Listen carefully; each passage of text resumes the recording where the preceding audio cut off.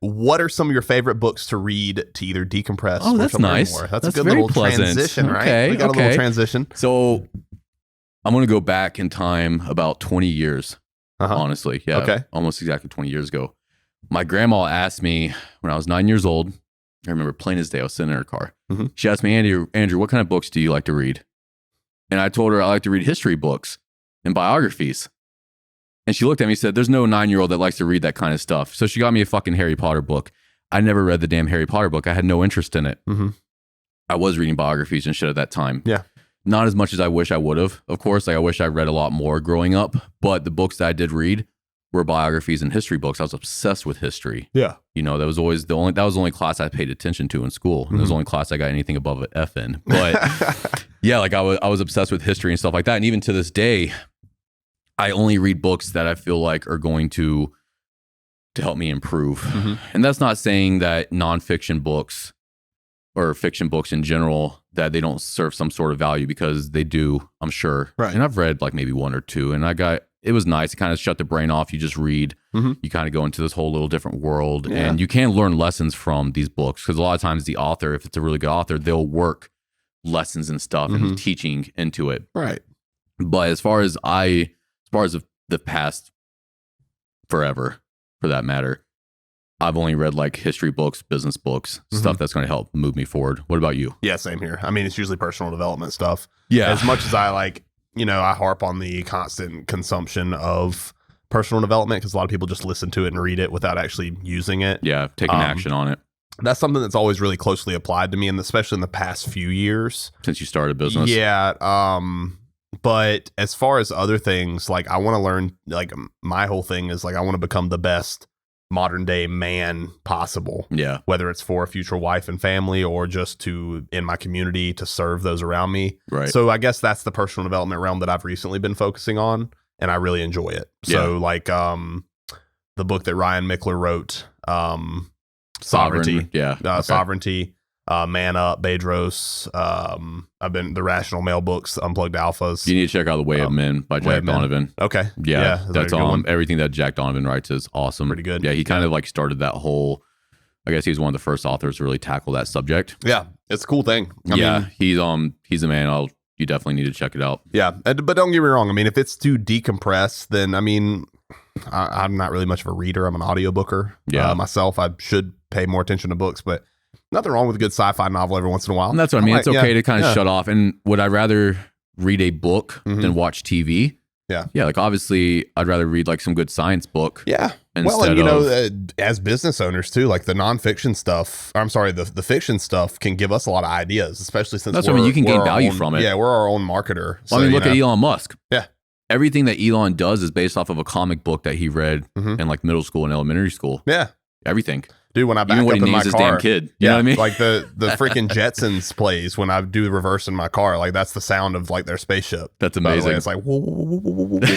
I'm like, Elon, you're my I love it. So yeah, you can definitely animal. read non or fiction. I always get the two fucking confused because I'm an idiot. Real versus not real. Yeah, you can read real books. I prefer real books, but the main reason I prefer real books is because I'm terrified of failing and say business and as a person. So I feel guilty when I read fiction books. Yeah, same. You know, I'm like, that's how I could be reading a business book right now and like moving forward. That's how I feel about reality TV. Oh yeah, and TV I can't watch TV for the same reason, bro, man. Like I feel guilty for it, you know, because I'm terrified that in 5 years or some shit, or even in a few months, that all of a sudden my business fails, and then I'm gonna look back and be like, well, maybe if you would have fucking read more instead of watching TV, your business wouldn't have failed. Yeah.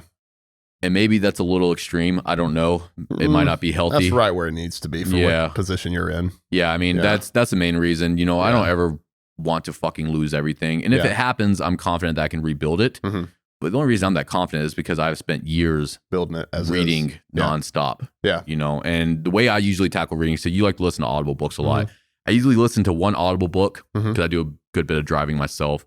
And then I have a different book that I'm reading as well, like in the morning or during the afternoon or something like that. So I'm usually tackling 2 books at once. And if I can finish an Audible book in a week and also finish a paperback book in a week, I mean, that's 2 books per week, dude. Right. You know, like I'm getting ahead because of that. Yeah. And then anytime I get tired of, say, Audible books, or I just get kind of burned out because it happens, I just turn on a podcast. But once again, I try to only listen to podcasts that are going to help me. To help in some way. Yeah. But even like listening to Rogan, you know, like he gets very interesting people on there. And dude, I've learned so much. I don't listen to podcasts very often, but if I'm taking a long drive, I might turn on Joe Rogan's podcast, and he always has someone on there that I almost have to pull over and take notes. I'm like, oh shit, I need to look up this. I need to study this more. Right. There's always some value to be gained from that. Yeah. Yeah, I totally guess agree. Books go. So did they ask what kind of books we'd recommend? They just said, what are some of your favorite books to read to either decompress or learn more? So my favorite books in general, I guess I'll just name off like five off the top. That's not even a fucking word. I'll name off 5 books off the top of my head. The Power of Now, I think it's what it's called, by Eckhart Tolle. That was a really awesome book that I read last June. Kind of changed my life as far as being present and stuff like that. Kind of really went into detail about why it's important to be present. And at the time, I couldn't even make sense of the concept, you know. So there's that. The Surrender Experience was really good. 10X by Grant Cardone. I think everyone needs to read that book, even if you're not an entrepreneur. It's just really good. Get the Audible version. It's good for goal setting. Yeah. Oh, yeah. Get 10X. The Obstacle is Away by Ryan Holiday. I think I read that about 10 years ago, maybe. And that book really kind of changed my perspective. And honestly, it probably helped a lot carrying over into the mindset with Norse and the Norse mentality and stuff like that. True. And then Elon, the book about Elon Musk, the autobiography or whatever you want to call it. Yeah. That was actually a really fucking good book. That lit a fire underneath my ass. What about you? All of Jako's books, I gotta say. Like, I love Dichotomy of Leadership Strategies and Tactics. Those have really helped me transform myself for sure. In the past year, especially with how to lead. And I'm still learning. That's every day. That's been my focus lately. Sovereignty was a great book. I'm gonna put that up there in my tops. Was it really? Yeah, it's really good. One of your top books? Yeah, it's one of them. I'll check it out. Yeah, it's more of just how he's got a podcast, right? The Order of Man. Yeah, Order of Man podcast. Check that out too. That one, business related. I still always will go back to the E-Myth. It's a good I one too. regurgitate that book a lot. My team gets sick of me saying some quotes from it, but they're true. Other than that, I mean, a lot of them don't necessarily apply to like mindset or business, but there's quite a few. I mean, if you're into podcasts like MFCEO Project, that was one of your like building blocks. Oh, right? that was my foundation. Yeah, I mean, Andy was pretty much your mentor, which that's the cool thing about podcasts as well, is if you listen to enough podcasts from certain individuals, those people can become your mentor, and it's free. Yeah. They really just kind of bury their ideas into your subconscious, and you start acting like that person. Yep. So, yeah, I mean, if you're looking for mentorship, listen to podcasts. Yeah.